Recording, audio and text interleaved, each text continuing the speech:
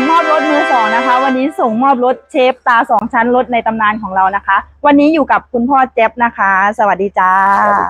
พ่อไม่เห็นรถได้จังใดจ้ะจะมาได้ครับเดี๋ยวต่อพ่อแม่ว่าจังใด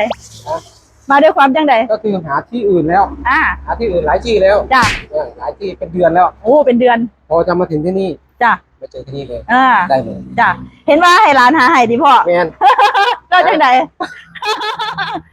เอาทางให้ก้อนพร้อมแมนครับแล้วเขาบอกเอารถมาให้แต่พ่อ5 เดือนโอ้อันนี้ขนาดคนรู้จักนะพ่อเนาะไม่ได้รู้จักร้านไม่ได้เบิ้งทางออนไลน์แล้วก็ไม่ได้รู้จักร้านเหมือนขับรถมาโดยบังเอิญบ่พ่อแล้วก็แวะเข้ามาเบิ้งแล้วก็ลองขับแล้วก็มักเลยเนาะอันนี้ได้ราคาจากบาทพ่อทางร้านรถไถจากบาททางร้านรถไถ19,000ซื้อไปเท่าไหร่คะเนี่ย110,000นะได้เป็นตาสองสั้นสภาพแบบสภาพรถเป็นยังไงพ่อดีเนาะลองขับแล้วมันเป็นรถเก่าก็จริงแต่ว่าเครื่องตัวนี้มันแข็งเนาะพ่อเนาะพ่อบอกว่าเดี๋ยวมาซื้อกับแอมอีกคันก็เอาอีกแน่น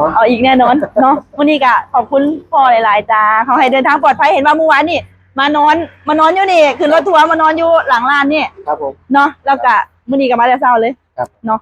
กับมื้อนี้ก็ให้เดินทางไปใส่พ่อไปบางหน่อยครับไปบางหน่อยขอให้เดินทางปลอดภัยทุกเส้นทางจ้ะพ่อขอบคุณค่ะ